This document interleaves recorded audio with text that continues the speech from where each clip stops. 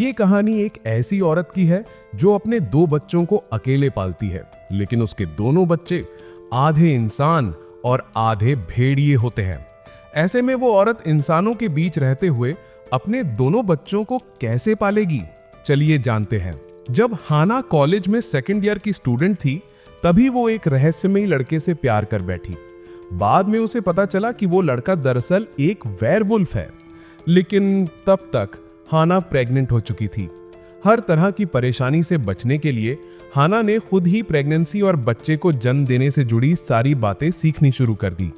उसका पति अक्सर जंगल में शिकार करने जाता और उसके लिए पौष्टिक खाना लेकर आता। भगवान का शुक्र था कि सब कुछ ठीक ठाक रहा और आखिरकार हैना ने एक बेटे और एक बेटी को जन्म दिया। दोनों वेयरवुल्फ थे।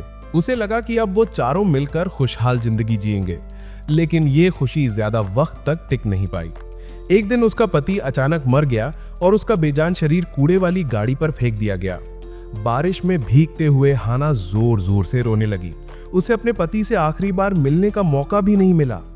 उसके ड्राइविंग लाइसेंस की फोटो को देखते हुए हाना ने ठान लिया कि अब वो अकेले ही बच्चों को पालेगी। लेकिन 2 बच्चों को अकेले पालना एक जवान कॉलेज स्टूडेंट के लिए आसान नहीं था। हाना को बच्चों को पालने का कोई अनुभव नहीं था और उसके बच्चे आम इंसानी बच्चों जैसे भी नहीं थे। ना ही वो किसी और औरत से सलाह ले सकती थी। वो सिर्फ किताबों के भरोसे माँ बनना सीख रही थी। जब बच्चे बीमार पड़ते तो हाना समझ ही नहीं पाती कि उन्हें बच्चों के डॉक्टर को दिखाएं या फिर जानवरों के डॉक्टर को। मजबूरी में उसने एक डॉक्टर को कॉल किया। किस्मत अच्छी थी कि बच्चों को कुछ गंभीर बीमारी नहीं थी। असल में उन्होंने गलती से सिलिका जेल खा लिया था, जिसकी वजह से हल्की दिक्कत हुई थी। उसके पति के छोड़े हुए पैसों की वजह से घर में शांति से गुजारा चल रहा था, लेकिन समय के साथ बच्चों में फर्क साफ नजर आने लगा। उनके वेयरवुल्फ वाले लक्षण और ज्यादा बढ़ने लगे। वो फर्नीचर तक चबा जाते। इससे हाना और ज्यादा परेशान हो गई। दोनों बच्चों को संभालते संभालते वो इतनी थक जाती कि जरा सी फुर्सत मिलते ही गहरी नींद में गिर पड़ती। लगातार नींद की कमी ने उसे बिल्कुल थका हारा और बूढ़ा सा दिखाना शुरू कर दिया। एक दिन उसकी बेटी स्नो जिद करने लगी कि उसे बाहर घूमने जाना है। मजबूरी में हाना दोनों बच्चों को पार्क ले गई। वो उन्हें हुडी पहनाकर ले गई ताकि लोग ध्यान न दें। लेकिन वापसी में स्नो का झगड़ा एक आदमी के पालतू कुत्ते से हो गया। ये देखकर हाना डर गई और जल्दी से बच्चों को लेकर वहां से निकल गई। उस दिन के बाद से वो बच्चों को कभी बाहर नहीं लेकर गई। लेकिन रात को बच्चे भेड़ियों की तरह चिल्लाने लगते, जिसकी वजह से पड़ोसी शिकायत करने लगे। अपार्टमेंट में पालतू जानवर रखना सख्त मना था, इसलिए मकान मालिक ने साफ कह दिया कि अगर ये शोर बंद नहीं हुआ तो उन्हें घर खाली करना पड़ेगा। काफी सोचने के बाद हाना ने फैसला किया कि वो बच्चों को लेकर गांव शिफ्ट हो जाएगी। आखिरकार वेयरवुल्फ इंसानी समाज में पूरी तरह घुल मिल नहीं सकते। एक धूप भरी सुबह पूरा परिवार गांव की ओर निकल पड़ा। रास्ते में ब्रोकर लगातार उसे समझा रहा था कि गांव में जिंदगी बहुत मुश्किल होगी और उसे 2 बार सोचना चाहिए। लेकिन हाना ने मन बना लिया था कि बच्चों को बेहतर माहौल देना ही है। जल्दी ही वो लोग एक टूटी फूटी पुरानी हवेली जैसे घर पहुंच गए। घर की हालत बहुत खराब थी, लेकिन पानी बिजली चालू थी और खेत में सब्जियां उगा के गुजारा किया जा सकता था। सबसे जरूरी बात यह थी कि वहां से 100-200 मीटर तक कोई और इंसान नहीं रहता था। स्नो को गांव बहुत पसंद आया। वहां की जिंदगी ने उसे खुश और जोश से भर दिया। लेकिन रेन बिल्कुल उल्टा था। उसे कीड़े मकोड़ों से डर लगता और वो बार बार पुराने घर वापस जाने की बात करता। ये देखकर हाना ने उसे समझाया और दिलासा दिया। घर में जरूरी औजार तो थे, लेकिन सफाई करना आसान नहीं था। पैर रखते ही फर्श टूट जाता और छत हल्की सी छूने पर बिखर जाती। सबसे बड़ी दिक्कत थी कि बरसात में छत से पानी टपकता रहता। लेकिन हाना बहुत मेहनती थी। धीरे धीरे उसके देखभाल से वो टूटा फूटा घर एक असली घर जैसा लगने लगा। जैसे जैसे वक्त बीतता गया, हाना की बचत खत्म होने लगी। इसलिए उसने ठान लिया कि अब वो खुद की सब्जियां उगाएगी। हाना किताबों की दुकान से खेती की ढेर सारी किताबें ले आई। इसी दौरान वो अपने बच्चों को वेयरवुल्फ की कहानियां भी सुनाती थी। कहानियां 2 वेयरवुल्फ बच्चों की होती जो जब भी भेड़िए में बदलते तो बाकी सारे बच्चे डरकर भाग जाते। हाना इन कहानियों के जरिए बच्चों को सिखाती थी। वो उन्हें बार बार समझाती थी कि कभी भी दूसरों के सामने भेड़िए में मत बदलना। दोनों बच्चे भी इन कहानियों को सीरियस लेकर सुनते। धीरे धीरे उन्होंने सब्जियां लगाना शुरू किया, लेकिन सिर्फ किताबों के बताए तरीकों से सब फेल हो गया। हाना को फिर से शुरू करना पड़ा। तभी रेन रोता हुआ उसके पास आया। उसके चेहरे पर रैकून के पंजों के निशान थे। हाना को पहले उसका जख्म ठीक करना पड़ा।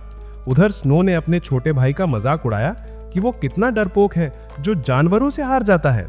इस हादसे के बाद हाना ने गहराई से सोचा।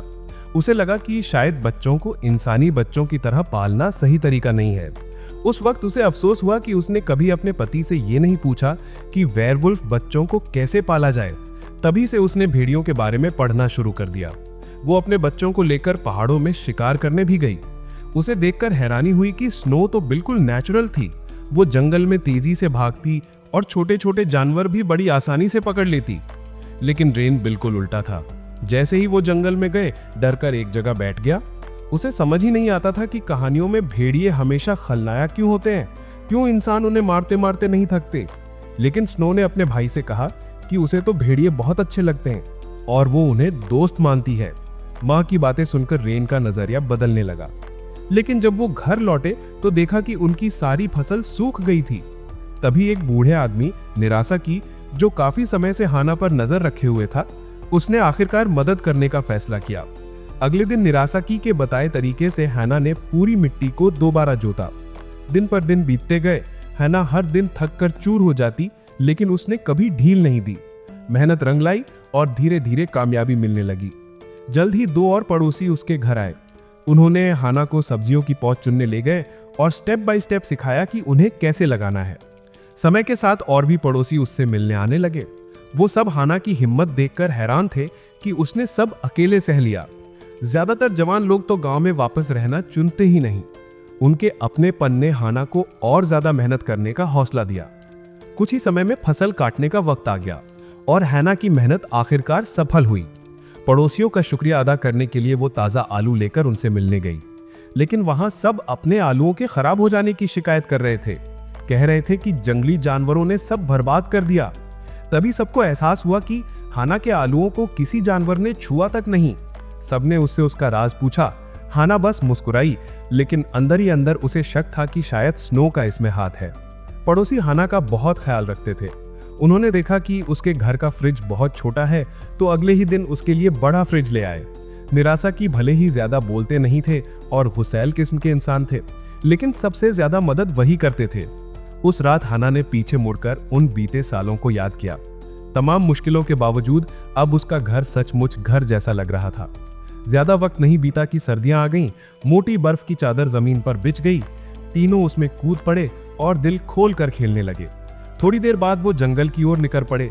स्नो और रेन बर्फीले मैदानों में दौड़ते भागते जैसे आजादी का मजा ले रहे थे। मां बनने के बाद हाना ने इतनी खुशी पहले कभी महसूस नहीं की थी। आखिरकार तीनों थककर बर्फ पर ही गिर पड़े। लेकिन जब वो घर लौट रहे थे तो रेन की नजर नदी किनारे बैठे एक पंछी पर पड़ी। एक भेड़िए होने के चलते उसने उसे पकड़ने की कोशिश की, लेकिन फिसल गया और बर्फीली नदी में जा गिरा। ठंडे पानी में डूबते हुए वो चीख कर अपनी मां को पुकारने लगा, लेकिन रेन की ताकत जल्दी ही जवाब दे गई और वो पानी के अंदर डूबने लगा। दूर से उसकी चीख सुनकर हाना जितनी तेज दौड़ सकती थी दौड़ी। शुक्र है कि आखिरी पल में स्नो ने उसे पानी से बाहर खींच लिया। जमीन पर बेहोश पड़े रेन को देखकर हाना घबरा गई और उसे कसकर अपनी गोद में पकड़ लिया। थोड़ी देर बाद रेन को होश आया और उसने अपने शिकार की कहानी सुनानी शुरू कर दी, लेकिन हाना की आंखों से आंसू रुक नहीं रहे थे। स्नो ने पहली बार अपनी मां को रोते देखा था। हाना कुछ नहीं बोली, बस अपने दोनों बच्चों को कसकर गले से लगा लिया।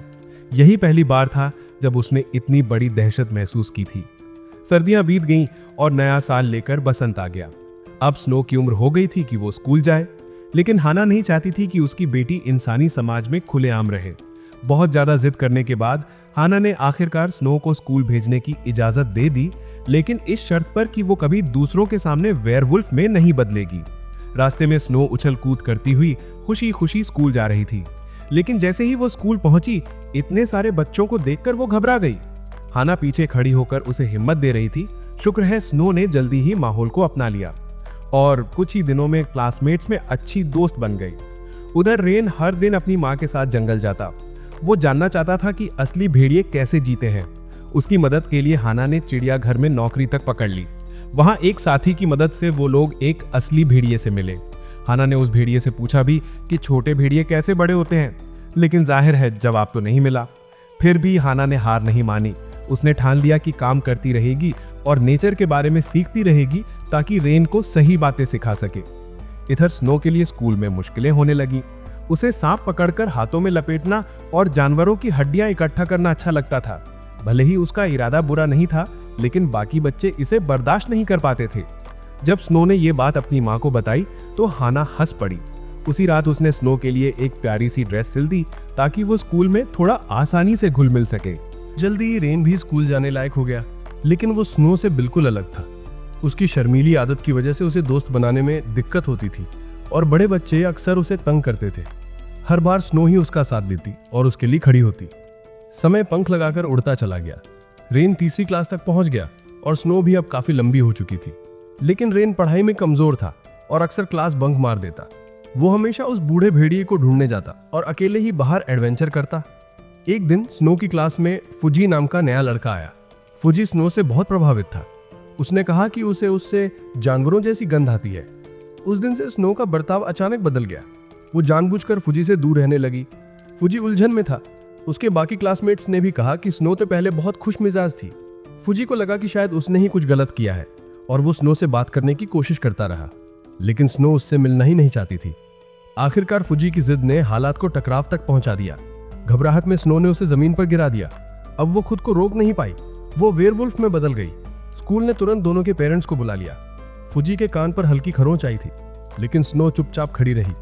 हाना ने उसे माफी मांगने को कहा, लेकिन फुजी की मां गुस्से में थी और मामला छोड़ने को तैयार ही नहीं थी। माहौल एकदम तनावपूर्ण हो गया। तभी फुजी अचानक बोला कि ये चोट स्नो ने नहीं बल्कि भेड़िए ने दी है। ये सुनकर उसकी मां मान गई और मामला वहीं खत्म हो गया। स्कूल से निकलने के बाद स्नो को बहुत बुरा लगा और वो गाड़ी में बैठकर जोर जोर से रोने लगी। हाना बस अपनी बेटी को कसकर गले लगाकर बैठी रही। लेकिन जब वो लोग घर पहुंचे तो देखा कि फुजी अपनी पढ़ाई की कुछ किताबें छोड़कर भाग गया था। अगले कुछ दिनों तक फुजी बार बार कुछ सामान छोड़ने आता रहा, लेकिन अजीब बात यह थी कि दोनों की आमने सामने मुलाकात कभी नहीं हुई। फिर एक दिन जब स्नो घर पर नहीं थी तो हाना ने मौका देखकर फुजी को अंदर बुला लिया। उसने उस घटना का जिक्र भी किया जिसमें स्नो ने उसे चोट पहुंचाई थी, लेकिन फुजी बार बार यही कहता रहा कि वो जख्म स्नो ने नहीं बल्कि भेड़िए ने दिया था। हाना उसके इस व्यवहार के लिए शुक्रगुजार थी। उसने हैरानी से पूछा भी कि क्या वो भेड़ियों से नफरत करता है। फुजी ने तुरंत कहा नहीं। अगली सुबह जब स्नो स्कूल जाने निकली तो उसने दरवाजे पर फुजी को खड़ा देखा। वो सुलह करने आया था, यहाँ तक कि उसने अपने कान पर भरे हुए पुराने जख्म का निशान भी दिखाया। स्नो को अपनी गलती का एहसास हुआ और उसने खुशी खुशी फुजी की दोस्ती स्वीकार कर ली। हाना दूर खड़ी सब देख रही थी। उधर उसी वक्त रेन भी बाहर जाने की तैयारी कर रहा था। उसने कहा कि वो अपने टीचर से मिलने जा रहा है, लेकिन उसका रास्ता स्कूल की तरफ नहीं था। जिज्ञासा में हाना उसका पीछा करने लगी। तभी पता चला कि रेन का टीचर इंसान नहीं बल्कि एक बूढ़ी लोमड़ी थी। वो लोमड़ी इस जंगल की रखवाली भी करती थी। उस लोमड़ी की सीख से रेन ने जंगल में जीना, शिकार करना और कई ऐसे नेचुरल चमत्कार देखना सीखा जो उसने पहले कभी नहीं देखे थे। उस पल हाना को लगा कि रेन बड़ा हो गया है, जैसे उसे नेचर की एक अलग समझ मिल गई हो। रेन ने स्नो को भी जंगल में आकर यह सब सीखने का न्योता दिया, लेकिन स्नो का मानना था कि वो इंसान है और उन्हें स्कूल जाना चाहिए। दोनों के विचार टकरा गए और बहस बहस में वो अपने वेयरवुल्फ रूप में एक दूसरे से लड़ पड़े। जब तक उनके शरीर पर खरोंचे और चोटें नहीं पड़ गई तब तक वो रुके ही नहीं। हाना अपने पति की तस्वीर देखती रही। उसे समझ ही नहीं आ रहा था कि क्या करे, क्योंकि दोनों की अपनी अपनी राह सही थी। इसके बाद के दिनों में रेन और भी ज्यादा पहाड़ों की ओर जाने लगा। उसने हाना को बताया कि बूढ़ी लोमड़ी घायल है और अब ज्यादा वक्त तक जिंदा नहीं रहेगी। वो खुद जंगल का रक्षक बनना चाहता है, लेकिन हाना ने साफ मना कर दिया। अगले दिन रेन ने अपनी बहन से कहा कि वो घर पर रहकर नाक का ख्याल रखे, लेकिन स्नो ने बात को हल्के में ले लिया और स्कूल निकल गई। मौसम विभाग ने पहले ही चेतावनी दे दी थी कि तेज तूफान आने वाला है, इसलिए हाना और रेन ने पहले से ही तैयारी शुरू कर दी। उधर स्कूल में दोपहर की क्लासेस कैंसिल हो गई और सब बच्चे अपने अपने पेरेंट्स का इंतजार करने लगे। स्कूल से फोन आने पर हाना भी स्नो को लेने निकल पड़ी, लेकिन इस बीच रेन घर छोड़कर पहाड़ की ओर निकल चुका था। मजबूरी में हाना को पहले रेन की तलाश करनी पड़ी। उसने बहुत जगह खोजा, लेकिन वो कहीं नहीं मिला। अचानक आगे कहीं हलचल हुई तो हाना दौड़कर पहुंची, लेकिन सामने रेन नहीं बल्कि एक विशाल भूरा भालू था। हाना डर के मारे जम गई, लेकिन भालू ने उसे कोई नुकसान नहीं पहुंचाया, बल्कि अपने बच्चे के साथ चुपचाप चला गया। वो जंगल के और अंदर बढ़ी, लेकिन बारिश से जमीन बहुत फिसलन भरी हो चुकी थी। लंबे वक्त तक चलते रहने की थकान और फिसलन ने मिलकर उसे ढलान से नीचे गिरा दिया। आखिरकार वो जंगल की जमीन पर बेहोश होकर पड़ी रह गई। उधर स्कूल में अब सिर्फ स्नो और फुजी बचे थे। बाहर का तूफान देखकर स्नो बेचैन होने लगी, लेकिन उसे सबसे अजीब ये लगा कि फुजी की माँ उसे लेने क्यों नहीं आई। तभी फुजी ने पहली बार अपने परिवार के बारे में बताया। उसने कहा कि उसकी माँ ने दूसरी शादी कर ली है और अब प्रेग्नेंट है। फुजी को पूरा यकीन था कि जैसे ही बच्चा पैदा होगा उसकी माँ उसे छोड़ देगी। स्नो को अचानक उस पर दया आई, लेकिन फुजी को कोई फर्क नहीं पड़ा। उसका कहना था कि वो अकेले भी अच्छे से जी सकता है। स्नो को उसकी ये आत्मविश्वास भरी बातें बहुत पसंद आई। काफी देर की खामोशी के बाद स्नो खुद को रोक नहीं पाई और अपने वेयरवुल्फ रूप में बदल गई। लेकिन उसकी हैरानी की कोई हद नहीं रही जब फुजी ने जरा भी डर नहीं दिखाया। असल में फुजी पहले से ही उसका ये राज जानता था। उसने वादा किया कि वो उसका ये राज हमेशा छुपा कर रखेगा। उधर हाना अभी भी बेहोश पड़ी थी, लेकिन उसके दिमाग में वो खुद को एक फूलों के मैदान में पाती है। वहां उसका पति भी सामने आ जाता है। इतने साल बाद दोनों एक दूसरे से गले मिलते हैं, दिल भरकर। उस पल हाना को लगा जैसे जिंदगी की सारी खुशियां उसी लम्हे में समा गई हों। लेकिन जैसे ही उसके पति ने बच्चों की बात छेड़ी, हाना को अचानक याद आया रेन अभी भी लापता है। उसके पति ने उसे तसल्ली दी कि रेन बिल्कुल ठीक होगा, क्योंकि वो अब बड़ा हो गया है। स्नो के उलट रेन ने खुद को फिर से नेचर को सौंपने का फैसला किया है। उसका पति बड़े प्यार से हाना को पहाड़ से नीचे उतारता है और फिर बिना पीछे देखे हमेशा के लिए चला जाता है। हाना होश में आती है और पूरी ताकत से अपने बेटे का नाम पुकारती है, लेकिन तब तक रेन भेड़िए का रूप धारण कर चुका था। उसने आखिरी बार पलटकर मां की ओर देखा, फिर पूरे आत्मविश्वास के साथ पहाड़ की चोटी की ओर दौड़ पड़ा। चोटी पर पहुंचकर उसने एक जोरदार हुंकार भरी। उसी वक्त सूरज उग रहा था और उसकी रोशनी धुंध से भरे जंगल को सुनहरी कर रही थी। हाना की आंखों से आंसू रुक नहीं रहे थे, लेकिन उसके दिल में गर्व भरा हुआ था, क्योंकि उसने अपने बच्चों के हर फैसले को अपनाया था। साल पलक झपकने ही बीत गए। स्नो आराम से मिडिल स्कूल में पहुंच गई, लेकिन हाना अब भी उसी पुराने शांत पहाड़ी घर में रहना पसंद करती थी। कभी कभी वो अपने गुजरे हुए पति की तस्वीर को निहारती और चैन महसूस करती।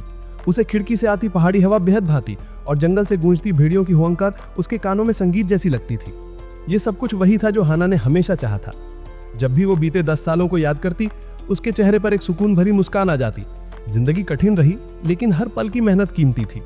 उसने अकेले 2 लोगों की जिम्मेदारी उठाई थी और हर तूफान, हर मुश्किल में अपने बच्चों की मुस्कान बचा कर रखी थी। वो सिर्फ एक सिंगल मां नहीं थी, बल्कि वो उनके लिए एक हीरो थी, जिसे उनके नजरिए में कोई रोक नहीं सकता था। और यहीं पर यह वीडियो खत्म होता है।